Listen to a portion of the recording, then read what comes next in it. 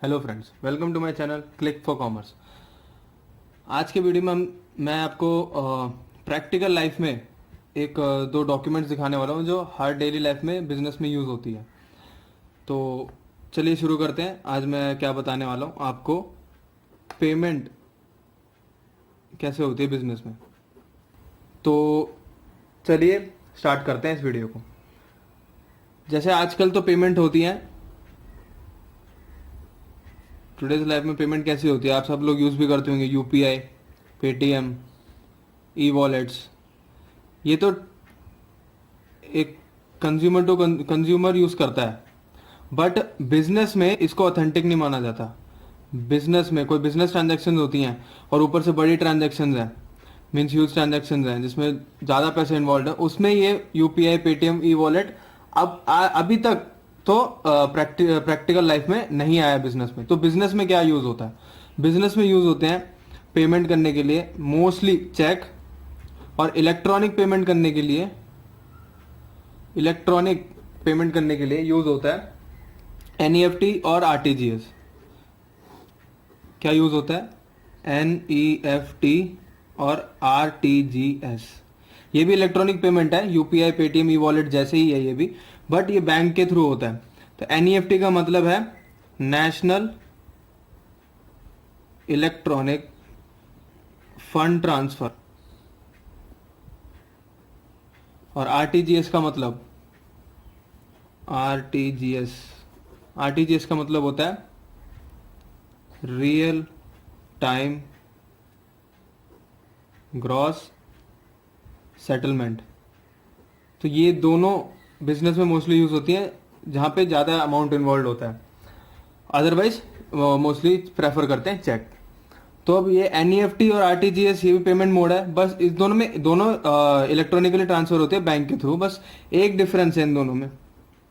वो डिफरेंस है क्या कि आरटीजीएस के लिए लिमिट है। आरटीजीएस तभी हो पाएगा जब अमाउंट जो है ना वो 2 लाख से ज़्यादा हो, ₹2 लाख और मोर। 2 लाख से जब ज़्यादा हो जाए तो ही आरटीजीएस कर सकते हैं आप, अदरवाइज सारे ट्रांजेक्शन के लिए एनईएफटी तो है ही है, और चेक के लिए भी कोई लिमिट नहीं है। तो ये होती हैं क्या कहते हैं पेमेंट मोड्स की, कैसे बिजनेस ट्रांजैक्शंस के लिए पेमेंट्स होती हैं। और रिसीव भी इसी तरीके से होती है। कोई किसी से आपसे पैसे लेने तो वो चेक देगा, एनईएफटी देगा या आरटीजीएस करेगा। अब बारी आती है कि हम पेमेंट तो कर रहे हैं, लेकिन पेमेंट के लिए बैंक में पैसे चाहिए। अब बैंक में पैसे कैसे डालते हैं? या तो कोई पेमेंट कर दे हमारे बैंक अकाउंट में, एनईएफटी, आरटीजीएस, या फिर हमारे पास जो कैश होता है उसे हम कैसे डालते हैं। चलिए अब उसके बारे में मैं आपको बताता हूं। अब क्या है, कैश को डिपॉजिट करने के लिए बैंक में यूज होती है पे इन स्लिप, या फिर इसको बोलते हैं डिपॉजिट चालान। ठीक है, तो चलो मैं आपको प्रैक्टिकली दिखाता हूं कि दिखता कैसे है कि पे इन स्लिप और मेरे पास चेक। तो चलिए हम प्रैक्टिकली देखते हैं दोनों कैसे दिखते हैं और इसमें क्या क्या डिटेल्स भरी जाती हैं। तो ऐसी होती है पे इन स्लिप, ये रहा पे इन स्लिप, इसको बोलते हैं चालान। तो आपको क्लियर दिखने के लिए मैं थोड़ा जूम कर देता हूँ। हाँ जी दोस्तों, तो ये होती है पे इन स्लिप। तो इसमें दो सेक्शन होते हैं, एक ये वाला और एक ये वाला। ये कस्टमर के लिए होता है और ये बैंक के लिए होता है। दोनों में डिटेल्स हमें ही भरनी होती है जो जमा कर रहा है पैसे। तो सबसे पहले इस वाले सेक्शन को देख लेते हैं, फिर यहाँ पे आते हैं। ये वाला सेक्शन क्या कहता है? डिपॉजिटेड ब्रांच की, कौन से ब्रांच में जमा किया है, और जो जिसका खाता है उसका नाम क्या है, जिसका अकाउंट है, और अकाउंट मेंटेन विद किस ब्रांच के अंदर आपका अकाउंट है। टाइप ऑफ अकाउंट का मतलब होता है एक टाइप होती है सेविंग और एक होती है करंट। तो ऐसे डिफरेंट टाइप्स ऑफ अकाउंट होते हैं जो बैंक में खुलते हैं। तो वो आप लिख दोगे और अकाउंट नंबर आप लिख दोगे। तो ये तो बेसिक डिटेल फिल हो गई। फिर उसके बाद आप किस मोड से आप जमा कर रहे हो पैसा। किसी ने आपको चेक दिया है तो चेक यहाँ लिख दोगे, किसी ने आपको कैश दिया तो कैश लिख दोगे। और डीडी भी सेम होती है, चेक जैसी होती है डीडी। डीडी आपको थोड़ा लेटर पार्ट ऑफ वीडियो में मैं समझा दूंगा। फिर यहाँ पे लिखना होता है अमाउंट, जो भी आपके पास जितना आपको जमा करना है वो, प्लस आप इन रुपीज लिख दोगे। मान लो 10,000 है तो 10,000 रुपीज ओनली लिख दोगे यहाँ पे। ये वाला सेक्शन हो चुका है। अब आते इस सेक्शन में जो बैंक के पास रहेगा, जो बैंक अपने पास खुद रखेगा। इसमें क्या है, इसमें भी सेम वही चीज लिखनी जो आपने वहां लिखा, अकाउंट होल्डर का नाम जो भी है, अकाउंट होल्डर का नाम लिख दिया आपने। टाइप ऑफ अकाउंट सेम, अगर मान लो सेविंग है तो सेविंग्स। फिर सेम डिपॉजिटेड इन, किस ब्रांच में जमा कर रहे हो, किस ब्रांच में आपका खाता है। क्यों? क्योंकि आप कहीं पे किसी भी ब्रांच में पैसा जमा कर सकते हो, लेकिन मान लो अगर आपका खाता एक पर्टिकुलर जगह पे है और आप किसी और जगह में जमा कर रहे हो तो ये दोनों अलग अलग हो सकती हैं। अकाउंट नंबर आप लिख दोगे पूरा, जो भी अकाउंट नंबर है आपका। डेट लिख देंगे आज जिस दिन आप जमा कर रहे हो। अब मेन डिटेल यहाँ पे आती है। अगर कैश डिपॉजिट कर रहे हो तो आपको डिनोमिनेशन लिखना पड़ता है। अब ये देखो बैंक वाले ने अपडेट नहीं किया, 1000 तो बंद हो गए तो 2000 का हो गया। तो 2000 के कितने नोट आप जमा कर रहे हो, मान लो एक नोट, 500 के 2 नोट, या फिर जैसे मर्जी आप डिटेल्स भरोगे। उसके सामने यहाँ लिख दोगे 2000 इंटू 1 2000, 500 इंटू 2 1000। तो बस इतना ही, इसका टोटल करेंगे तो 3000 रुपये मैं जमा कर रहा हूँ। और ये 3000 यहाँ पे मैं वर्ड्स में लिख दूंगा 3000 ओनली। और फिर यहाँ पे यहाँ पे नेम ऑफ द डिपॉजिटर कि कौन जमा कर रहा है, जमा कौन कर रहा है उसका नाम आ जाएगा। और यहाँ पे अमाउंट इन वर्ड्स आ जाएंगे 3000 ओनली। और यहाँ पे साइन ऑफ डिपॉजिटर, जो जमा कर रहा है उसका सिग्नेचर। ठीक, ये तो था कैश की बारी। मैंने आपको बोला चेक भी जमा कर सकते हैं, तो चेक से पैसे कैसे जमा करोगे? तो कैश का सेकंड छोड़ दो, तो आप यहाँ पे आ जाओगे। यहाँ पे कैसे आओगे, ये रहा चेक डीडी नंबर, तो चेक का नंबर यहाँ लिख दोगे।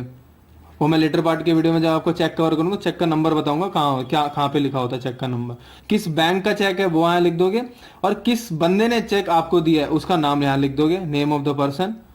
बस यहाँ पे चेक का अमाउंट लिख दो, कितना अमाउंट है वो यहाँ आ जाएगा, सेम प्रोसेस चलेगा। तो बस ये था पेन स्लिप का प्रोसीजर। तो बस ये पेन स्लिप आप वहां दोगे, कैश चेक उनको दे दोगे काउंटर पे, तो आपको यहाँ पे रिसीव ऐसे काट के लिख देंगे रिसीव्ड। और ये वाली जो पर्ची है इसे आप फाड़ के ये चीज आपको दे देंगे और ये बैंक के पास रहेगी। ठीक है दोस्तों, होप आपको समझ आ गया होगा। ये प्रैक्टिकली बहुत यूज होता है। एक कॉमर्स स्टूडेंट के लिए दोनों चीज पता होनी चाहिए कि पेन स्लिप क्या होता है और चेक्स क्या होते हैं। तो आप चलते हैं, चेक दिखाता हूं मैं आपको कैसे होता है और कैसे भरा जाता है। तो ये है एक स्पेसिमेन चेक का। तो चेक ऐसे दिखता है, ये एक लीफ होती है। तो ऐसे आपको चेक बुक की लीफ मिल जाती है और बैंक से आप मांगोगे तो। ठीक है, तो मैं आपको टाइप्स ऑफ चेक बता देता हूँ कि मोस्टली कौन कौन कैसी किस तरीके की चेक हम लिखते हैं और कैसे यूज होती है। सबसे पहले मैं आपको सेल्फ चेक के बारे में बताता हूँ। सेल्फ चेक का मतलब होता है, एक सेकेंड, सेल्फ चेक का मतलब होता है कि जैसे आप एटीएम में पैसे विड्रॉ करते हो ना, तो सेम अगर आपके पास एटीएम कार्ड नहीं है तो आप क्या यूज कर सकते हो, सेल्फ चेक का मोड आप यूज कर सकते हो पैसे बैंक से निकालने के लिए। चेक से पैसे जमा नहीं होते, निकाले भी जा सकते हैं। तो पहले मैं आपको सेल्फ चेक समझा देता हूँ कि सेल्फ चेक कैसे लिखते हैं। अब देखिए, पे मतलब किसको देना है। आप मान लो आप चेक काट रहे हो तो पे किसको देना है, तो यहां लिख दोगे आप सेल्फ। क्यों? क्योंकि आप विड्रॉ कर रहे हो तो खुद को ही पे कर रहे हो, यहाँ लिख दोगे सेल्फ। रुपीज जितना भी है वो वर्ड्स में यहाँ लिख दोगे। मान लो 1000 रुपीज, 1000, 1000 यहाँ लिख दिया और यहाँ पे आपने अमाउंट लिख दिया 1000। ठीक, और ऐसे स्लैश डाल दिया। फिर उसके बाद आप यहाँ साइन कर दोगे तो ये आपका सेल्फ चेक बन गया। सेल्फ चेक में एक और बात होती है कि जब साइन करोगे आप, आपको पीछे भी 2 बार साइन करने पड़ेंगे। पीछे भी यहाँ पे सिग्नेचर करोगे आप साइन, ताकि वो जो बैंक वाला है वो क्रॉस वेरीफाई कर सके कि ये आपका ही खाता है और आप ही पैसे निकाल रहे हैं, नहीं, फॉर सेफ्टी पर्पस। ठीक है, ये तो था सेल्फ चेक। तो ये तो था सेल्फ चेक। दूसरा एक चेक होता है जो आप किसी और को, क्या कहते हैं, किसी और को इशू कर रहे हो, तो उसमें क्या होगा, उसमें आप उनका नाम लिख दोगे। फॉर एग्जांपल, मान लो मैं चेक इशू कर रहा हूँ किसी को, मान लो अमर को चेक इशू किया। ये तो उसका था, सेल्फ का था। ठीक है, चलो डिफ्रेंशिएट करने ब्लू पेन से लिख देता हूँ। अमर को आपने चेक इशू किया, रुपीज मान लो आपको उसको 10,000 पे करना, तो 10,000 ओनली लिखना जरूरी है ताकि कोई और फिल ना कर ले। और यहाँ पे आप यहाँ पे अमाउंट लिख दोगे 10,000 और ऐसे क्रॉस मार दो। ये 10,000 लिख दिया, फिर यहाँ पे साइन कर दिया आपने। ठीक है, अब मैं बताता हूँ। और हाँ, एक मोस्ट इम्पॉर्टेंट यहाँ पे डेट लिखना जरूरी है, किस दिन आप चेक काट रहे हो, किस दिन आप चेक काट रहे हो, क्योंकि उस जिस दिन डेट लिखी है आपने, तो उस दिन से 3 महीने तक ही चेक वैलिड होता है। फिर उसके बाद ये चेक खराब हो जाता है, इसकी वैलिडिटी खत्म हो जाती है। बैंक में लेके जाओगे 3 महीने के बाद तो बैंक वाला पैसे नहीं देगा, इस चेक को क्या कर देगा, कैंसिल, इस चेक को कर देगा कैंसिल। तो 3 महीने तक, अगर मान लो किसी को आपको 5 महीने बाद पेमेंट करनी है और वो बंदा यहाँ से जा रहा है, मान लो दिल्ली से जा रहा है, तो आप क्या करोगे, ये जो डेट है ना, ये आगे की डेट लिख दोगे। तो एक एग्जांपल लेता हूँ, जैसे 5 अप्रैल 2020, ठीक है, आपको पेमेंट करनी है 5 अप्रैल 2020 को आपको पेमेंट करनी है, और वो बंदा जा रहा है यहाँ से, ठीक है। तो आपने क्या किया, और वो बंदा जब जमा करेगा ना, वो 3 महीने बाद ही जमा कर सकता है वो, तो आपने क्या किया, थोड़ा लेट डाल दी चेक की डेट को क्या करते हैं, लेट डाल दी। अगर यहाँ पे लेट डाल दी चेक की डेट, मतलब अभी वो डेट आया ही नहीं और आपने वो डेट डाल दिया, तो उसको कहते हैं हम PDC, पोस्ट डेटेड चेक, मतलब बाद का चेक डाल दिया आपने, बस ये होता है पोस्ट डेटेड चेक। ये बिजनेस में बहुत यूज होता है, ताकि पहले ही चेक इशू करके रख देते हैं, जल्दी पेमेंट हो जाए, भाई चेक ले ले, वो बाद में जमा कर दियो जैसे मर्जी, ताकि वैलिडिटी बढ़ा दें 3 महीने। बट डेट से जो होगा उसी से ही आपका क्या होगा, वैलिडिटी मानी जाएगी। एक और मोस्ट इंपॉर्टेंट है अमर। अब अमर ही है वो बंदा और उसको अकाउंट में, उसके अकाउंट में पे करना है, तो आपको क्या करना पड़ेगा, ये जो चेक है यहाँ पे 2 लाइन डाल दो और यहाँ लिख दो अकाउंट पे, बस यहाँ पे अकाउंट डाल दो, तो क्या करेगा, उस अमर के अकाउंट में ही चेक पे होगा, उस अमर के अकाउंट में ही चेक पे होगा। फिर जब अमर क्या करेगा, अमर अपने बैंक में ले जाएगा और अपना खुद का साइन करेगा अमर, और अपना मोबाइल नंबर डाल देगा। फिर एक ड्रॉप बॉक्स होती है, चेक की ड्रॉप बॉक्स होती है बैंक में, तो उस ड्रॉप बॉक्स में चेक डाल दो, तो चेक 2 दिन में क्लियर हो जाता है, 2 डेज में क्लियर हो जाता है। तो ये था चेक का प्रोसेस। अब इसमें थोड़ी बहुत चीजें समझते हैं। मैंने आपको बोला चेक नंबर क्या होता है, तो चेक नंबर हमेशा ये 6 डिजिट नंबर जो होता है ना, यही होता है आपका चेक नंबर।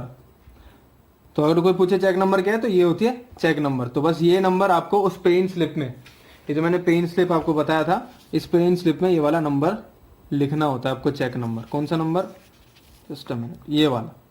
तो ये होता है चेक नंबर।